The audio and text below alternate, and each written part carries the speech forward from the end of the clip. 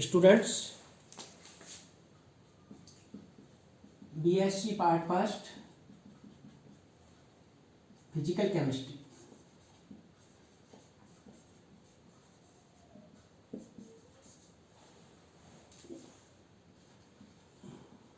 Unit third solid state ठोस अवस्था।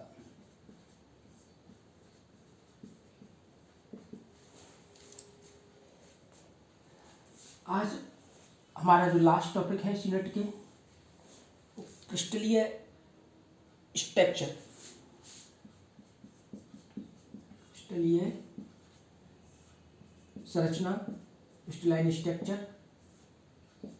पहली है NaCl सोडियम क्लोराइड की और दूसरी है सीजियम क्लोराइड की। सबसे पहले हम लेंगे NaCl की क्रिस्टलीय संरचना। NaCl की क्रिस्टलीय संरचना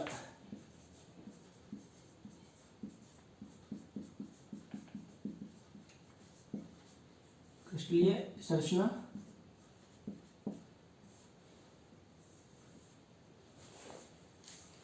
हम जानते हैं कि सोडियम क्लोराइड की क्रिस्टलीय संरचना में जो एटम का यानी सोडियम का और क्लोरीन का जो रेशो होता है उसमें एक Na प्लस के चारों ओर 6 Cl माइनस आयन और एक Cl माइनस आयन के चारों ओर 6 Na प्लस आयन जुड़े हुए रहते हैं, व्यवस्थित रहते हैं और व्यवस्थित होकर ये अष्टफल की संरचना बनाते हैं। व्यवस्थित होकर ये अष्टफल की संरचना बनाते हैं, जिसे हमारे पास में एक Na प्लस आयन ये है, ये Na प्लस आयन है। Na को हम इस तरीके से बना रहे हैं और Cl माइनस को हम सॉलिड बना रहे हैं। तो इसको चारों तरफ 6 Cl minus ion, 6 Cl minus ion घिरे हुए रहते हैं। इस तरीके से ये संरचना अष्टफल की संरचना बन जाती है। ये ऊपर का पोर्शन हो गया, ये नीचे वाला पोर्शन हो गया। इसी तरीके से क्लोरीन को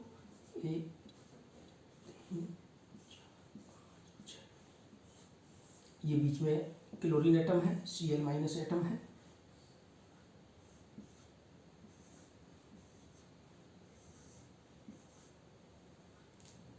इस तरीके से ये अष्टफल की संरचना के रूप में पाए जाते हैं। इस तरीके से बना सकते हैं इनको। इसे ये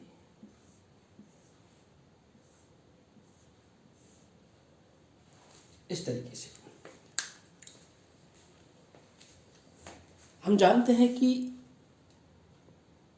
जो NaCl है उसकी घनीय संरचना पाई जाती है। NaCl की घनीय क्यूबिक स्ट्रक्चर पाई जाती है और उसको हम इस तरीके से बनाते हैं। इस तरीके से देखिए, ये NaCl की क्यूबिक स्ट्रक्चर है।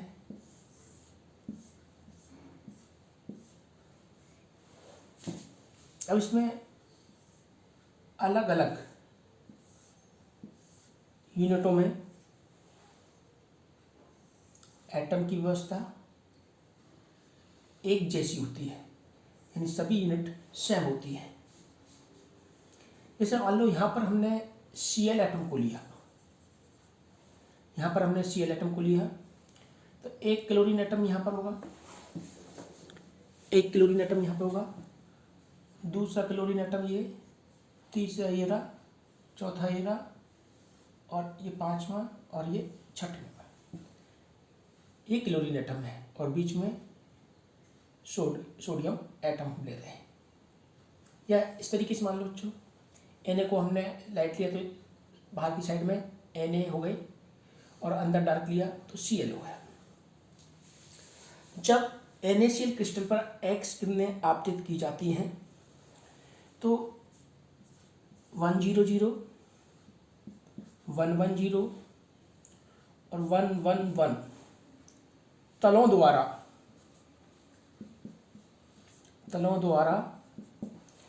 प्रथम कोटि का विवर्तन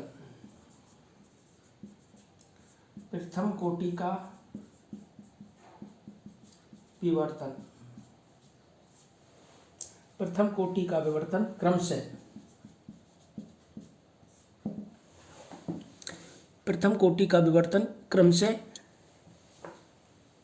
5.9 डिग्री, 8.4 डिग्री और 5.2 डिग्री के कोणों पर प्राप्त होता है। जब NaCl की क्रिस्टल पर एक्स किरणें आपतित की जाती हैं तो 100, 110 और 11 तलों द्वारा प्रथम कोटि का विवर्तन क्रमशः 5.9 डिग्री, 8.4 डिग्री और 5.2 डिग्री के कोणों पर प्राप्त होता है। अब हम जानते हैं ब्रैग समीकरण।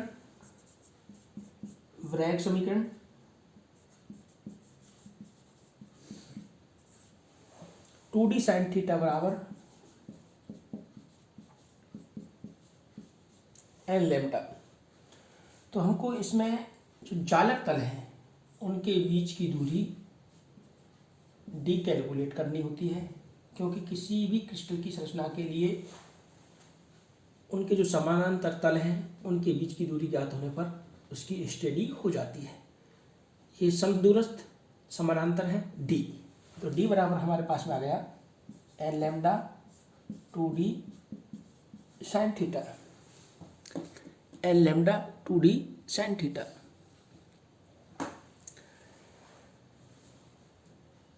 n बराबर प्रथम कोटि और लैम्डा का मान सभी के लिए समान है। लैम्डा का मान सभी तलों के लिए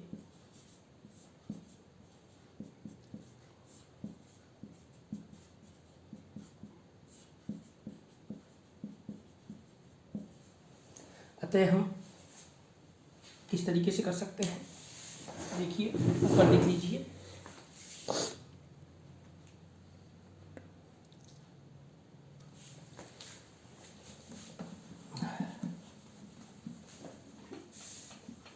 एग्जाम में काफ़ी महत्वपूर्ण है ये संरचना, दोनों में से कोई सी को एक संरचना एग्जाम में पूछ ली जाती है, NaCl की अथवा सीजियम क्लोराइड की। हमने देखा ब्रैग समीकरण में तो d हमारे पास में डायरेक्टली प्रोपोर्शनल क्या हो जाता है 1/sin theta. d directly proportional 1/sin theta. तो इस प्रकार तीनों तलों को 100, 110 तथा 111 का अंतराल अनुपात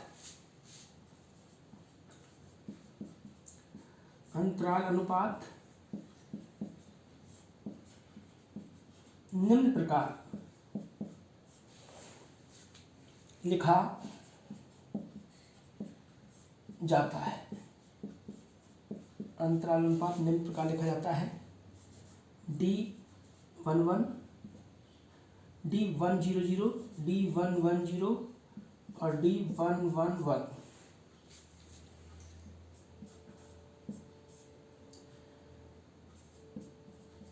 साइन 5.9 डिग्री अनुपात साइन 8.4 डिग्री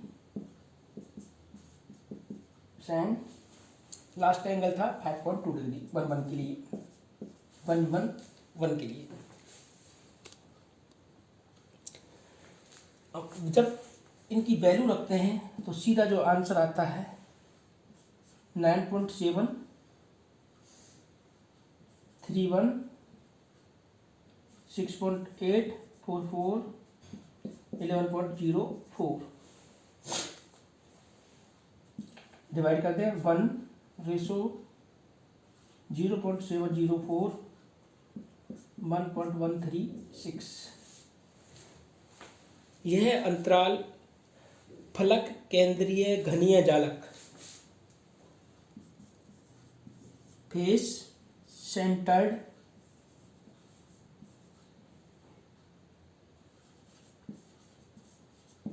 क्यूब फलक केंद्रीय घनीय जालक के अनुरूप है। अतः NaCl की क्रिस्टलीय संरचना फलक केंद्रीय घनीय संरचना होती है। NaCl की संरचना फलक केंद्रीय घनीय संरचना होती है। इन तीनों तलों से विवर्तित एक्स किरणें के पैटर्न में भी अंतर होगा। Na+ द्वारा विवर्तित किरणों की तीव्रता Na+ के छोटे आकार के कारण Cl- द्वारा विवर्तित किरणों से कम होती है। क्योंकि Na+ का छोटा आकार है, इसलिए जो तीव्रता है Na+ के कारण कम होती है और Cl- आयन द्वारा विवर्तित किरणों की तीव्रता अधिक होती है। अर्थात NaCl क्रिस्टल में संरचनात्मक इकाई Na+ तथा Cl- है, न कि NaCl अणु। अब दूसरी जो स्ट्रक्चर है वो भी बहुत ही छोटी है और सिंपल है। दूसरा है हमारे पास में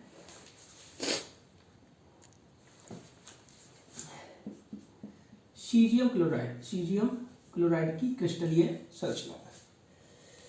सीजियम क्लोराइड में सीजियम की आयनिक त्रिज्या का मान सोडियम और पोटेशियम की तुलना में अधिक होता है। सीजियम क्लोराइड में सीजियम की आयनिक त्रिज्या का मान सोडियम अथवा पोटेशियम की तुलना में अधिक होता है।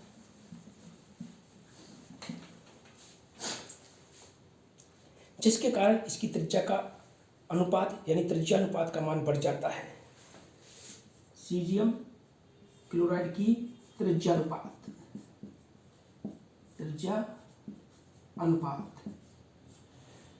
ये होता है रेडियस रेशो सीजियम धनायन की त्रिज्या और अपॉन ऋणायन की त्रिज्या। धनायन की त्रिज्या 1.69 है, जबकि ऋणायन की त्रिज्या 1.81 है। तो ये रेशो आता है 0.993। जिन क्रिस्टलों की त्रिज्या का अनुपात का मान 0.732 से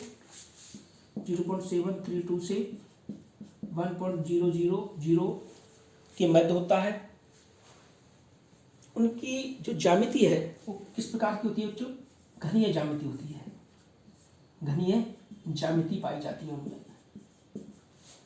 ऐसा हम इनऑर्गेनिक केमिस्ट्री में पढ़ते हैं। ये रेडियस रेशो 0.732 से 1.00 के मध्य जिनका त्रिज्या अनुपात होगा, उनकी ज्यामिति किस प्रकार की होगी? घनीय संरचना होगी।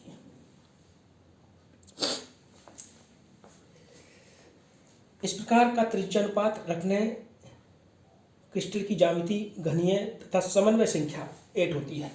सीजियम क्लोराइड में समन्वय संख्या का मान कितना होता है?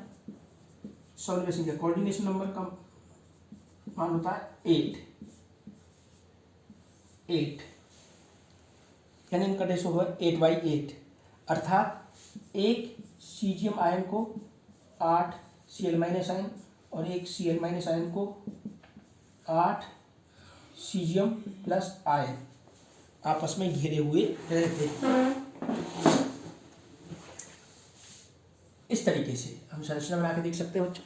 इस तरीके से इस मान लो यहाँ पर ये घनीय संरचना है, इसके केंद्र में CS आयन है, केंद्र में CS आयन है, तो इसको Cl-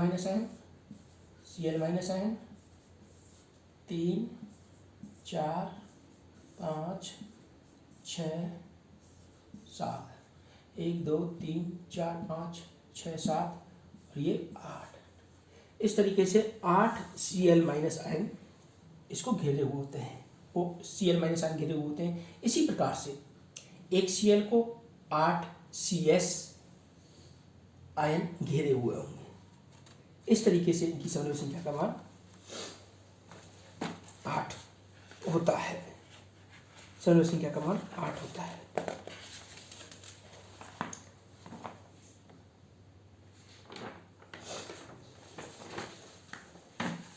एक छोटा सा और इसमें टॉपिक है एकक कोष्ठिका का हम घनत्व और उसमें एटम की संख्या किस प्रकार से ज्ञात कर सकते हैं।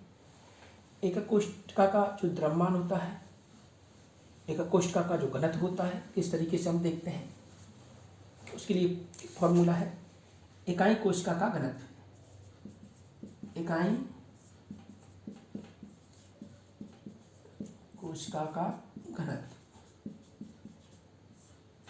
ये है हमारे पास में D बराबर ZM अपॉन N0A3। Z प्रति इकाई कोशिका में परमाणुओं की संख्या है, M परमाणुीय द्रव्यमान है, N0 आवागाद्रो संख्या है और AQ वॉल्यूम। AQ क्या है? जो वॉल्यूम है। इस तरीके से हम इकाई कोशिका का घनत्व ज्ञात कर सकते हैं।